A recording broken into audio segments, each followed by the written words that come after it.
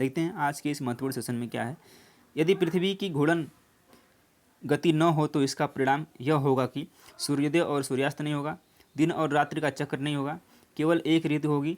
नीचे दिए गए कूट का प्रयोग कर सही उत्तर चुनना है। आप पेन और पेपर लेके बैठे, जिससे कि जहाँ भी क्वेश्चन की आवश्यकता पड़े व्याख्या करने की, मैं व्याख्या करूँगा, जिससे कि आप कुछ एडिशनल पॉइंट को आप नोट कर सकें। चलिए, यदि पृथ्वी की घूर्णन गति न हो तो इसका परिणाम क्या होगा।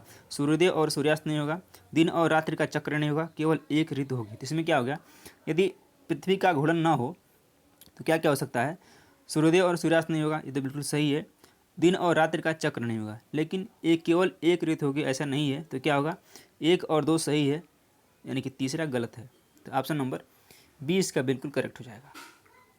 पृथ्वी का अपने अक्ष पर पश्चिम से पूर्व, यानी पृथ्वी जो है अपने अक्ष पर एंटी क्लॉकवाइज पश्चिम से पूर्व घूमती है। पृथ्वी का घूर्णन यानी कि रोटेशन कहलाता है। इसका जो घूर्णन होता है उसको हम रोटेशन बोलते हैं। कई बार इंग्लिश का वर्ड आ जाता है जहाँ हमको कंफ्यूज करता है, तो ये भी आपको याद रखना है कि पृथ्वी हमेशा जो है पश्चिम से पूर्व यानी कि एंटी क्लॉकवाइज घूमती है, और पृथ्वी का जो घूर्णन होता है उसको रोटेशन बोलते हैं। तो ये आपको एडिशनल पॉइंट को नोट कर लेना है। अंतर्राष्ट्रीय तिथि रेखा 180 डिग्री देशांतर से थोड़ा विचलित है, जिससे यह समान प्रशासन के अंतर्गत स्थित द्वीप समूहों को विभाजित नहीं करती है। प्रशांत महासागर को दो बराबर भागों में बांटती है। बेरिक कटक को विभाजित नहीं करती है, या फिर समान प्रशासनिक खंड को बांटती है। तो क्या करती है यह, समान प्रशासन के अंतर्गत स्थित द्वीप समूहों को विभाजित नहीं करती है। ऑप्शन नंबर ए बिल्कुल सही है।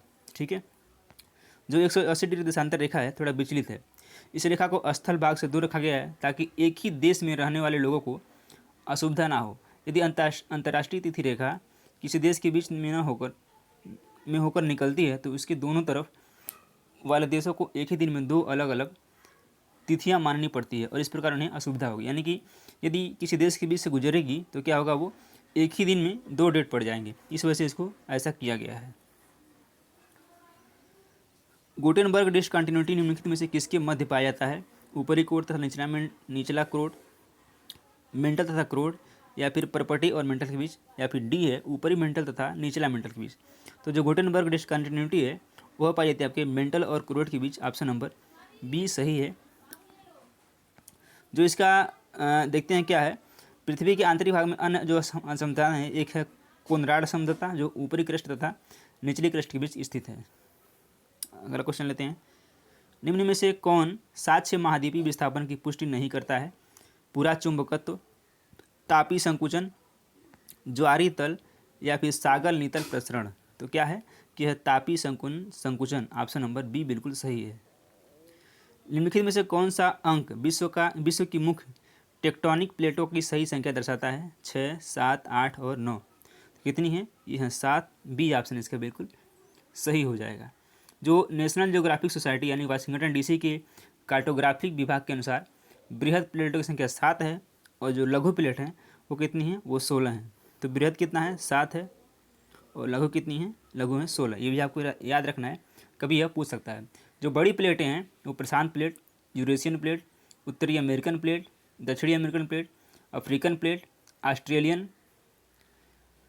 भारतीय प्लेट, अंटार्कटिका प्लेट। और जो लघु प्लेटें हैं वो Nazca plate, Arabian plate, Cocos plate, Bismarck plate, Caroline plate, Caribbean plate, Scotia plate, Juan de Fuca plate आदि। ठीक है, तो इस तरह से जो बड़ी प्लेटें हैं वो कितनी हैं, 7 हैं, और छोटी प्लेटें कितनी हैं, 16 हैं। निम्नलिखित भू आकृति प्रक्रियाओं में से किसके द्वारा अंडों की टोकरी जैसी स्थलाकृति बनती है। नदी जल कार्य, हिमनद कार्य, वायु कार्य, या फिर समुद्री लहरों के कार्य। तो किसके द्वारा बनती है, ये बनती है हिमनद कार्य के द्वारा। बी ऑप्शन बिल्कुल सही है। पेंग के अनुसार अपर्दन चक्र की अंतिम अवस्था को कहा जाता है पेनी प्लेन, पान प्लेन, प्लेन, या फिर इंड्रम्फ। तो क्या बोलते हैं, इसको बोला जाता है इंड्रम्फ। ऑप्शन नंबर डी बिल्कुल करेक्ट हो जाएगा। आइए देखते हैं। उत्थान के पूर्व स्थलखंड के लिए पेंग ने प्राइरम्फ नामक नामावली का प्रयोग किया था। अपर्दन की अंतिम अवस्था को इंड्रम्फ नाम दिया गया है, इसको आपको याद रखना है। वायुमंडल में उपस्थित ओजोन परत की ऊंचाई कितनी है। 15 से 60 किलोमीटर, 10 से 15 किलोमीटर, 60 से 80 किलोमीटर, या फिर इनमें से कोई नहीं। तो जो ओजोन परत की ऊंचाई है वो है 15 से 60 किलोमीटर के बीच में पाई जाती है। और ओजोन परत किस लिए, क्या हमारे लिए हेल्प करती है, ये आपको कमेंट बॉक्स में कमेंट करना है। और ओजोन का जो परत है वो क्या समताप मंडल के निचले हिस्से में पाया जाता है, यानी कि स्ट्रेटोस्फीयर में पाया जाता है ओजोन परत। निम्नलिखित स्थानीय पवनों में से किसे हिमभच्छी स्नोइटर कहा जाता है? चिनूक, सिराको, हरमट्टन या फिर खमसिन। तो जो हिमभच्छी है इसको स्नोइटर बोलते हैं, यह चिनूक पवन है। ए ऑप्शन इसका बिल्कुल सही हो जाएगा। और राकी पर्वत के पूर्वी ढालों के सहारे चलने वाली शुष्क एवं गर्म स्थानीय हवाओं को संयुक्त राज्य अमेरिका में चिनूक कहते हैं, यानी कि चिनूक इसको बोलते हैं कहाँ पे? संयुक्त राज्य अमेरिका में, ठीक है, चिनूक कहते हैं। मुख्य रूप से ये हवाएं शीत ऋतु में चलती हैं। इसमें तापक्रम में अचानक वृद्धि के कारण प्रेयरी के मैदान पर शीतकालीन ऋतु में पाए जाने वाले बर्फ अचानक पिघल जाती है, इसलिए इन हवाओं को हिमभच्छी यानी कि स्नोइटर के नाम से भी जाना जाता है। कभी भी आपसे पूछ ले कि चिनूक कहाँ पे चलती है, तो ये चलती है यूएसए में। कमेंट बॉक्स में कमेंट करिए कि हरमट्टन पवन कहाँ पे चलती है, ये भी एक इम्पॉर्टेंट पवन है। ट्रक खेती एक विशेष प्रकार की खेती होती है। ऐसा नहीं है कि इसमें ट्रक की खेती होती है या फिर ट्रक में खेती होती है, ऐसा कुछ नहीं है। बेसिकली यह खेती जो है सब्जियों की खेती है, और इसमें जो सब्जी का उत्पादन होता है उसको ले जाने के लिए ट्रक की ज़्यादा आवश्यकता पड़ती है। ट्रक के द्वारा इसको ज़्यादा ले जाता है। इसी वजह से इसको ट्रक खेती नाम ही दे दिया गया है। जैसे इसको लोकल लैंग्वेज में बोलते हैं ट्रक की खेती, ठीक है। सब्जियों और फलों फूलों की कृषि होती है और उसमें ट्रक का यूज ज़्यादा होता है। या बेसिकली आप समझ पा रहे होंगे, तो ऑप्शन नंबर डी करेक्ट हो जाएगा। वाणिज्यिक खेती की विशेषताएं निम्नलिखित में से कौन सी है? किसान बाजार के लिए फसल को उगाते हैं। कृषि क्षेत्रों का बाजार से अच्छा संपर्क होता है। कृषि क्रियाएं मुख्यतः हाथों से ही की जाती हैं या फिर कृषि छोटे क्षेत्रों तक ही सीमित रहती हैं। तो जो वाणिज्यिक खेती यानी कि जो कमर्शियल फार्मिंग होती है वो बेसिकली होती है कि आप जो सब्जी उगाते हैं उसको बाज़ार में बेच पाएँ और अपने लिए आजीविका के साधन को जुटा पाएँ। तो बेसिकली जो वाणिज्यिक खेती होती है उसको बोलते हैं किसान बाजार के लिए फसलों को उगाते हैं। ए ऑप्शन इसका बिल्कुल सही है। निम्नलिखित में से कौन सा देश चावल क्रांति की भूमि के नाम से जाना जाता है? चीन, भारत, जापान या फिर फिलीपींस। तो ये चीज़ आपको याद रखना है, ये पूछ सकता है ऑनलाइन फॉर्मेट में कि चावल क्रांति क्या है। तो ये फिलीपींस को जाना जाता है चावल क्रांति के नाम से। डी ऑप्शन इसका बिल्कुल सही हो जाएगा।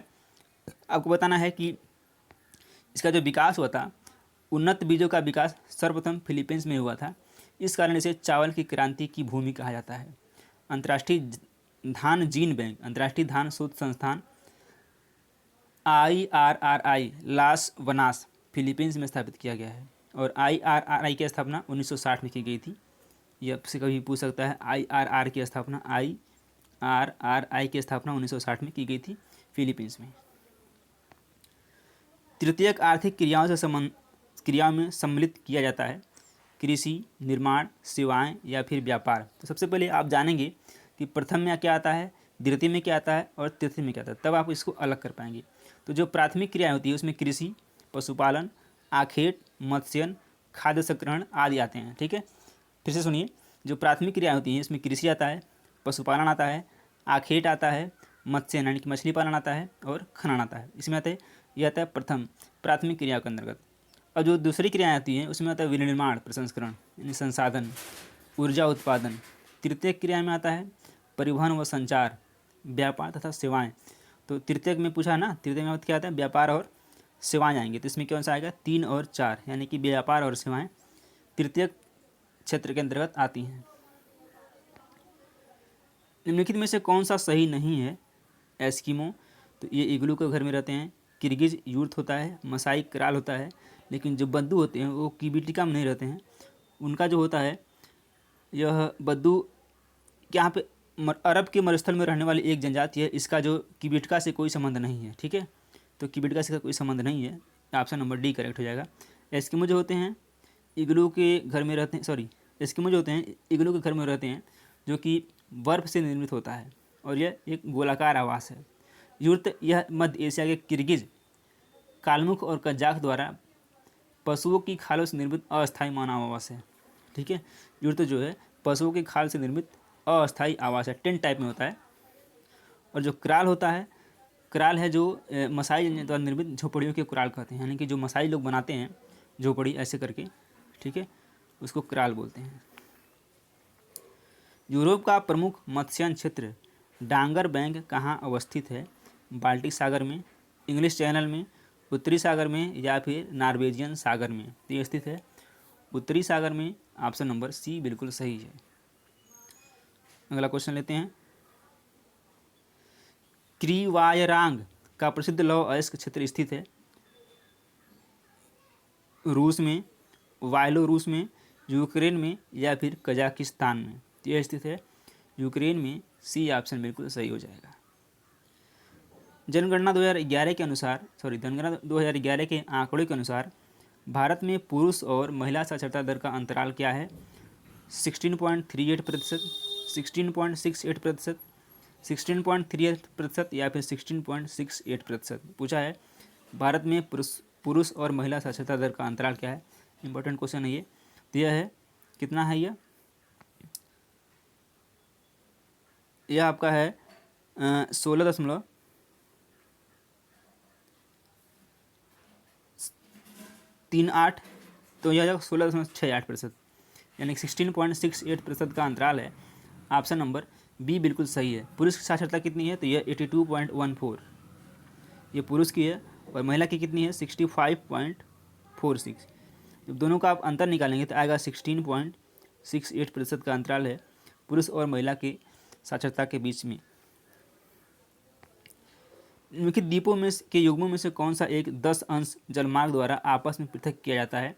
अंडमान एवं निकोबार, निकोबार एवं सुमात्रा, मालदीव एवं लक्षद्वीप, सुमात्रा एवं जावा। तो जो 10 डिग्री अंश के द्वारा अलग किया जाता है वो है अंडमान एवं निकोबार। ए ऑप्शन बिल्कुल सही हो जाएगा।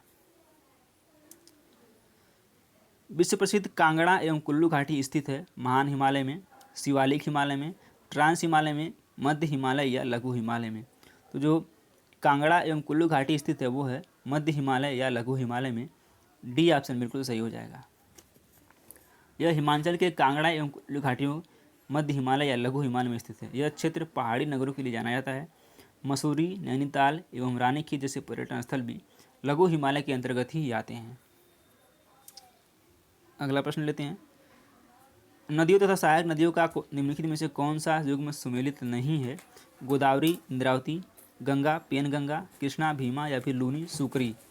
तो जो सुमेलित नहीं है वो होगा गंगा और पेनगंगा, क्योंकि गंगा की जो सहायक नदी है वह पेनगंगा नहीं है। पेनगंगा गोदावरी की सहायक नदी है। अन्य युग्म सही सुमेलित हैं, और गंगा की सहायक नदियाँ बाएं तट की ओर रामगंगा, गोमती, घाघरा, गंडक, बागमती, कोसी, महानंदा हैं। जबकि दाएं तट की जो सहायक नदियाँ हैं वो हैं यमुना, टोन, सोन और कर्मनासा। इस तरह से ऑप्शन नंबर बी करेक्ट है। मछली पकड़ने वाला। किसी झील के चारों ओर बसा एवं गांव किस प्रतिरूप में आएगा? यानी किसी झील के चारों ओर बसा गांव किस प्रतिरूप में आएगा? यानी कि जो झील के किनारे गांव बसेगा वो किस प्रतिरूप में आएगा? अर्य, निहारिका, अनाभिकी या फिर तारा। तो जिसका जो प्रतिरूप होगा वो होगा निहारिका प्रतिरूप। ऑप्शन नंबर बी बिल्कुल सही है। जब किसी जलाशय जैसे झील, तालाब आदि के चारों ओर गृह बनाए जाते हैं तो बस्ती की आकृति निहारिका के समान हो जाती है।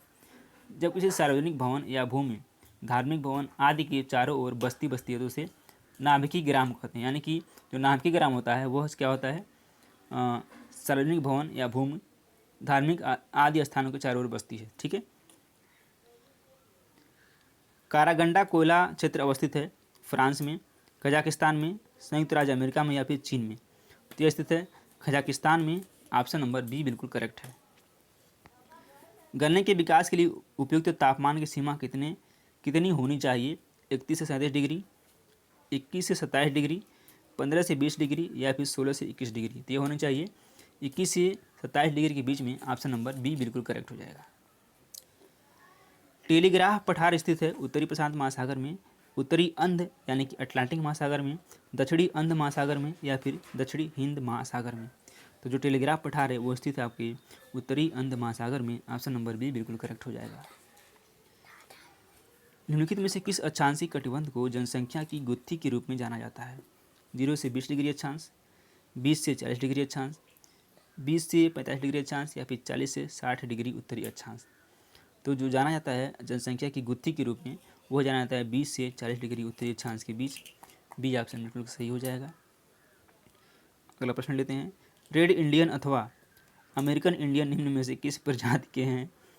काकेसाइड प्रजाति, मंगोलायड प्रजाति, ऑस्ट्रेलाइड प्रजाति या फिर निग्रोटो प्रजाति। यह जो है संबंधित है मंगोलाइड प्रजाति से। ऑप्शन नंबर बी बिल्कुल सही हो जाएगा। भारत का प्रथम राष्ट्रीय उद्यान नंदा देवी राष्ट्रीय उद्यान, जिम कॉर्बेट राष्ट्रीय उद्यान, राजाजी राष्ट्रीय उद्यान या फिर कान्हा राष्ट्रीय उद्यान। तो जो भारत का प्रथम राष्ट्रीय उद्यान है वो है जिम कॉर्बेट राष्ट्रीय उद्यान। ऑप्शन नंबर बी करेक्ट हो जाएगा। और यदि आप पढ़ते हैं तो जानते होंगे कि इसका नाम क्या किया गया है। कमेंट बॉक्स में कमेंट करके बताएंगे कि इसका नाम अब क्या कर दिया गया है। अगला क्वेश्चन है, भारत के निम्नलिखित में से किस राज्य में सर्वाधिक वन आच्छादित क्षेत्र है? राजस्थान, अरुणाचल प्रदेश, मध्य प्रदेश या फिर महाराष्ट्र। तो किस प्रदेश में है? ये है ऑप्शन नंबर सी मध्य प्रदेश में। सी ऑप्शन बिल्कुल करेक्ट हो जाएगा।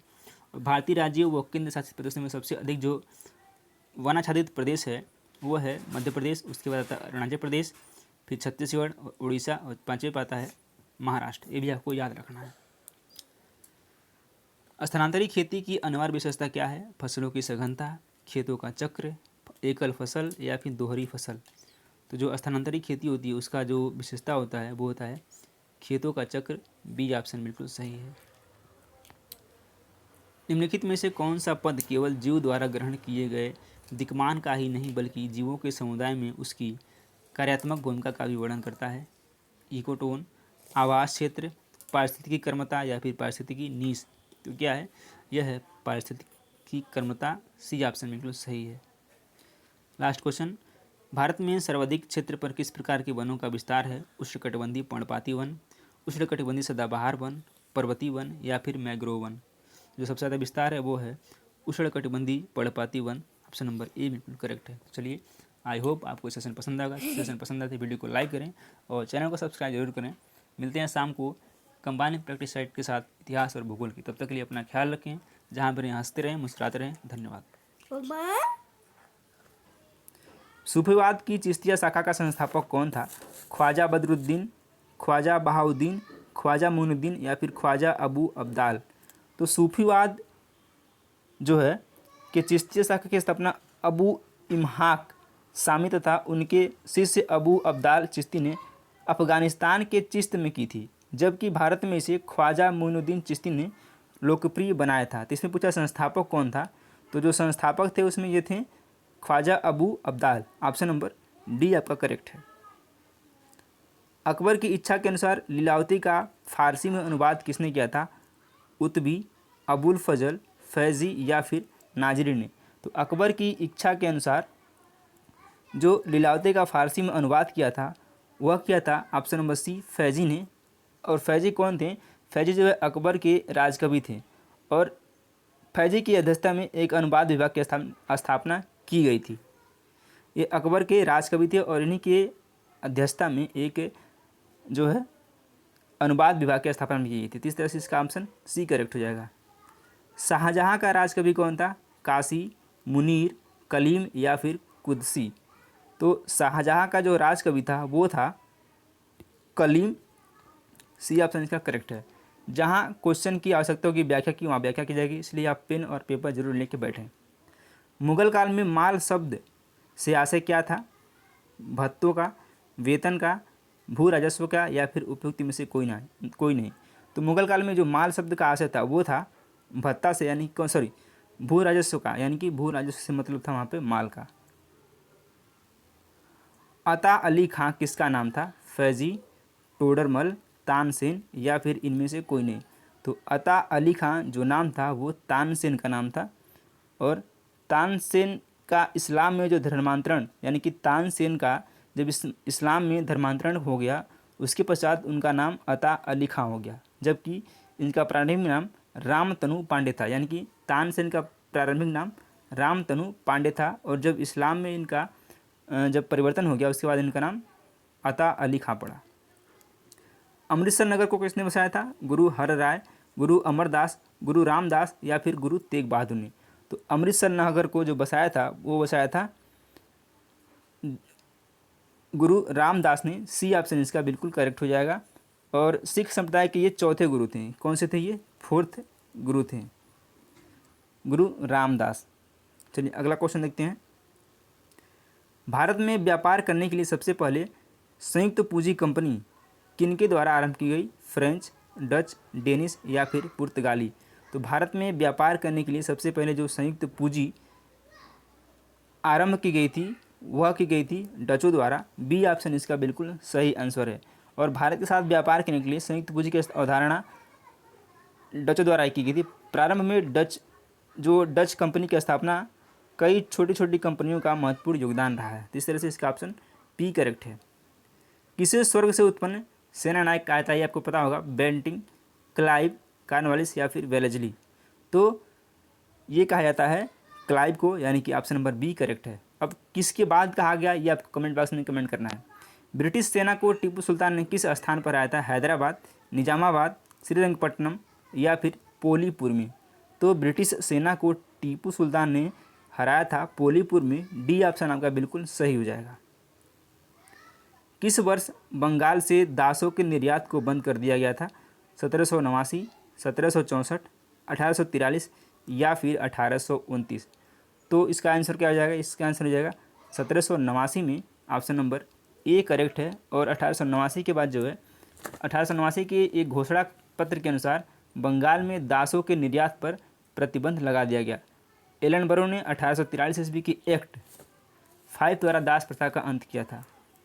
ये भी आपको याद रखना है कि किसने अंत किया था दास प्रथा के तहत? एलन बरो ने एक्ट 5 के तहत और 1843 में। पेशवाई को कब समाप्त किया गया? 1802, 1818, 1858 या फिर 1861। तो पेशवाई को समाप्त किया गया था 1818 में। बी ऑप्शन इसका बिल्कुल सही है। अगला प्रश्न देखते हैं। कौन भारत का एकमात्र यहूदी वायसराय था? Lord Irwin, lord Canning, lord Reading या फिर लॉर्ड रिपन। तो 47 का हो जाएगा C, lord Reading. Option number C Bharat का एकमात्र यहूदी वायसराय था। सी ऑप्शन बिल्कुल सत्य है। अगला प्रश्न। 1857 के स्वतंत्रता संग्राम में किस भारतीय राजवंश ने अंग्रेजों की सर्वाधिक सहायता की थी? इंदौर के होलकर, नागपुर के भोसले, ग्वालियर के सिंधिया या फिर उपयुक्त में से कोई नहीं। तो इसका जो करेक्ट आंसर है ऑप्शन नंबर सी, ग्वालियर के सिंधिया ने अंग्रेजों की सबसे ज़्यादा सहायता की थी। सी ऑप्शन इसका बिल्कुल सही है। महात्मा गांधी के विचारों से प्रभावित होने वाले प्रथम आदिवासी नेता कौन थे? ठक्कर बापा, जोड़ा नांग, रानी गाइडिलियो या फिर इनमें से कोई नहीं। इसका जो करेक्ट आंसर हो जाएगा वो हो जाएगा ऑप्शन नंबर बी, जोड़ा नांग। बी ऑप्शन इसका बिल्कुल सही है। गांधी जी के विचारों से प्रभावित जो होने वाले थे पहले ये नेता थे जोड़ा नांग, जो कि कहाँ के थे? मणिपुर के। ये नागा जनजाति से संबंधित थे। कहाँ से थे? मणिपुर के, यानी कि मणिपुर के ये क्या थे? नागा जनजाति से संबंधित थे। ये भी आपको याद रखना है, ये क्वेश्चन पूछ सकता है। अगला प्रश्न है।